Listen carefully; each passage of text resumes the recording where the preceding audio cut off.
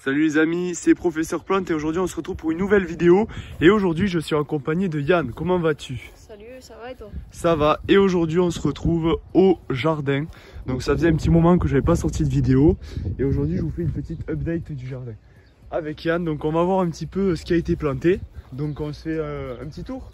Allez, go. Donc là il y a quoi là planté? Donc là il y a les oignons. Les oignons qui ont été plantés. Les oignons de Clémence. Ici Après, des patates. Voilà, patates. Voilà, donc les buttes elles ont été remontées un petit peu. Donc les patates c'est des Mona Lisa. 5 rangs, il y en a. Ouais, 5 grammes. Après là il n'y a rien pour l'instant. Il y aura les tomates et puis après on verra. Voilà. Les haricots je pense, etc. Là il y a le thym qui est magnifique. Voilà le thym. Il est beau, hein? Ouais. Waouh, ce bouquet. Après là il y a la salade. Non, c'est pas la salade, c'est la blette. La Voilà, blette, ouais, la blette. les blettes. Salade qui est sous un tunnel. Donc là on a notre allée de fraisier, alors comme pour les gens qui nous suivent depuis un petit moment, normalement il y avait tout ça, donc là c'était la fraiseraie, sauf que tout a été retiré du coup. Et donc on a remis des fraisiers, alors du coup les fraisiers sont beaucoup plus beaux et en fait ils sont beaucoup plus espacés parce que le souci qu'on avait c'est que en fait ils étaient trop collés et donc du coup ils pourrissaient et puis bon mais ça faisait un tas d'amas de matière organique qui rendait tout pourri à la base.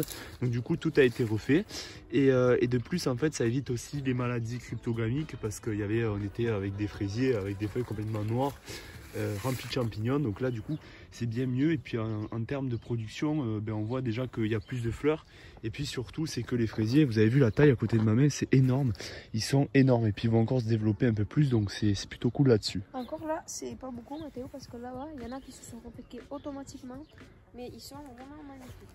Ouais, là-bas on peut faire un petit plan. Ils sont énormes là aussi. En fait là on a mis du BRF pour éviter les mauvaises herbes parce que les mauvaises herbes c'est notre pire ennemi. Et donc l'avantage de mettre du BRF, ça évite la pousse des mauvaises herbes. Voilà.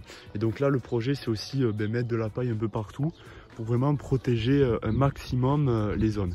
Et donc là si on s'approche, là c'était les marcottes qu'on avait réalisées aussi. Donc n'hésitez pas à me suivre sur le jardin 2.0 pour voir comment on a réalisé ces marcottes.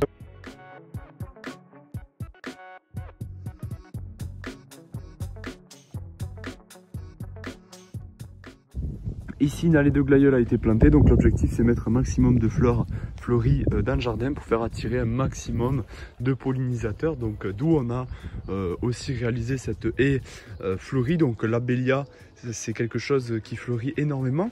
Ça fleurit, on va dire, 2/3 de l'année, donc c'est énorme. Donc ça fait des fleurs vraiment tout l'été et en abondance, donc du coup ça nous fait venir beaucoup de pollinisateurs. Et puis là ce qui est assez particulier sur ce pied, c'est que sur le même abélia on a deux variétés différentes. Alors c'est quand même quelque chose d'incroyable parce que lui c'est le confetti je crois et lui c'est l'abélia grandiflora, le basique. Donc celui-là il est plus rampant et celui-là plus montant et c'est vraiment incroyable d'avoir le même truc sur le même pied. Alors du coup ce que j'ai fait c'est une marcotte en fait pour pouvoir décrocher ce pied là, puisque du coup ils sont attachés en fait. Donc du coup je peux pas le diviser ni rien, donc du coup je vais faire une marcotte pour pouvoir vraiment le bouger et donc tout simplement décaler le confetti au pied du lilas. Comme ça fera plus un couvre-sol et là aussi ça luttera contre les herbes et contre tout ce qui peut s'installer au pied.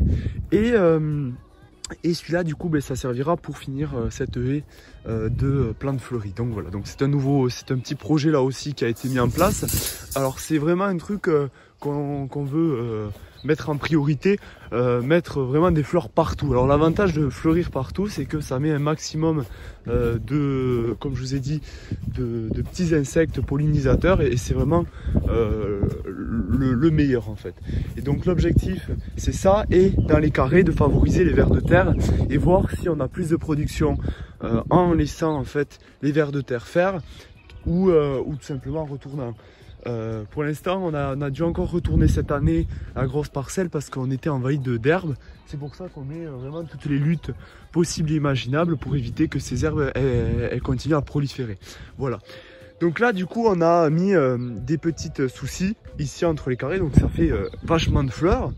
Donc ça apporte vraiment beaucoup de pollinisateurs, puisque en fait on veut compenser le jardin avec tous les glaïeuls qu'on a perdus, puisqu'on en a perdu beaucoup des glaïeuls. Donc là, grâce à ça, en fait, on va compenser toutes les fleurs perdues, et donc ça va pas trop chambouler en fait l'écosystème, puisque bon, depuis des années, il y a des abeilles qui venaient. Donc si du jour au lendemain on enlève toute cette zone, forcément ça va un petit peu les chambouler. Ici il y a des glaïeuls qui ont été plantés ici aussi. Donc vraiment le but c'est mettre des fleurs à côté de chaque carré. Et ici on a tout simplement aussi des fleurs, alors j'ai pas le nom en tête, mais là aussi il y a des fleurs qui ont été mises en place. Là aussi une haie complètement champêtre en fait entre les vignes, et là aussi l'objectif c'est mettre un maximum de plantes fleuries.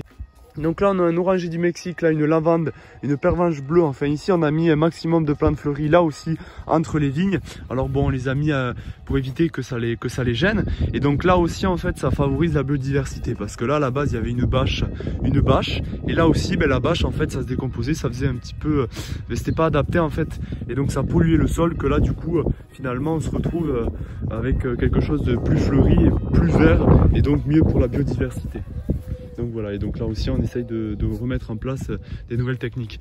Et pareil là-bas aussi, du coup pour les fraisiers, je suis passé peut-être vite tout à l'heure, mais là aussi on a enlevé tout ce qui est bâche, etc. pour mettre des matières plus écologiques en fait. Alors bon, on aurait pu mettre de la paille, etc. mais bon là pour l'instant on n'en a pas, donc c'est pour ça. Mais là aussi c'est vraiment éviter de remettre de la bâche et tout ce qui est matière un peu polluante dans le jardin. Donc voilà, et tout ça en fait c'est vraiment pour favoriser la biodiversité. Le jardin il évolue, et là l'objectif c'est vraiment le faire évoluer encore plus qu'il était aujourd'hui.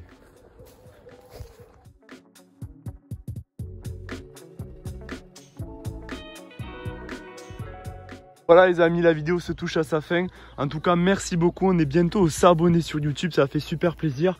Alors je m'en excuse de ne pas être super actif actuellement, puisque je travaille les week-ends et avec le confinement, etc. c'est pas évident, c'est un peu le chamboulement. Mais ne vous inquiétez pas, je vais bientôt reprendre les vidéos. Alors je fais que vous le dire, mais n'hésitez pas quand même à me suivre sur Instagram et sur le nouveau compte TikTok pour tout simplement suivre les actualités, puisqu'il y a plein de nouveaux projets qui vont arriver. Et donc voilà, donc notamment un petit projet qui va arriver l'année prochaine, qui va être super sympa si ça arrive à son terme. Donc voilà, donc en tout cas merci d'être aussi nombreux à me suivre, puisque bon, on arrive bientôt à s'abonner, ça fait super plaisir les amis, puisqu'on peut enfin interagir quand vous avez des questions, etc. donc ça fait super plaisir, et puis on peut se donner quelques petites idées entre jardiniers, et ça c'est plutôt cool. Donc voilà, donc on a fait une petite vidéo sur le jardin, et puis je vous dis à la prochaine les amis. C'était Professeur Plante avec Yann, et puis bye bye, ciao.